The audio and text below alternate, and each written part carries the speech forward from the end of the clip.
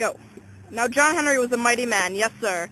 He was born a slave in the 1840s, but was freed after the war. He went to work as a steel driver for the Chesapeake and Ohio Railroad, and John Henry was the strongest, the most powerful man working the rails.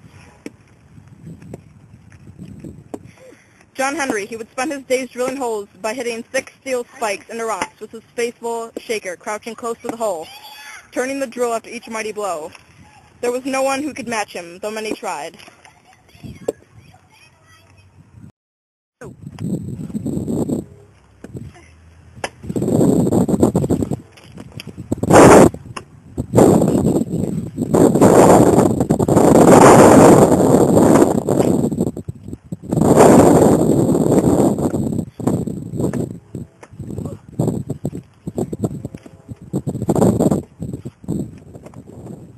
Stop. Okay. Well, the new railroad was moving along right quick, thanks in no little part to the mighty John Henry. But looming right smack in his path was a mighty enemy, the Big Bend Mountain.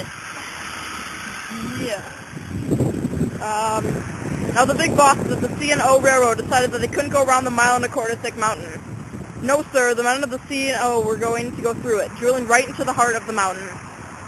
A thousand, oh my God. Okay. 1,000 men would lose their lives before the great enemy was conquered.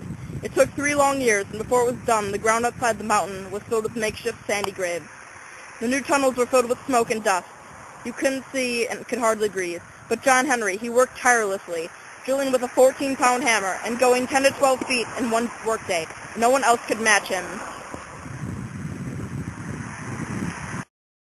Then one day, a salesman came along to the camp. He had a steam-powered drill and claimed it could outdrill any man. Well, they set up a contest then and there between John Henry and that there drill. The foreman ran that newfangled steam drill. John Henry, he just pulled out 2 20-pound hammers, one in each hand. They drilled and drilled, dust rising everywhere. The men were howling and cheering. At the end of 35 minutes, John Henry had drilled 2 7-foot holes, a total of 14 feet, while the steam drill had only drilled 1 9-foot hole. John Henry held up his hammers in triumph. The men shouted and cheered. The noise was so loud, it took a moment for the men to realize that John Henry was tottering. Exhausted, the mighty man crashed to the ground, the hammers rolling from his grasp.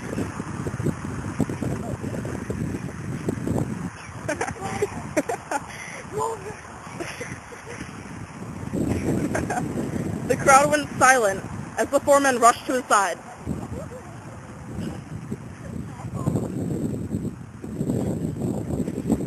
But it was too late. A blood vessel had burst in his brain. The greatest driller in the C&O Railroad was dead. Some folks say that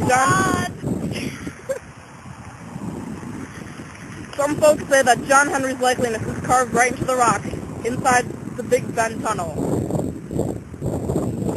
And if you walk to the edge of the blackness of the tunnel, sometimes you can hear the sound of 2 20-pound hammers drilling their way into victory over the machine.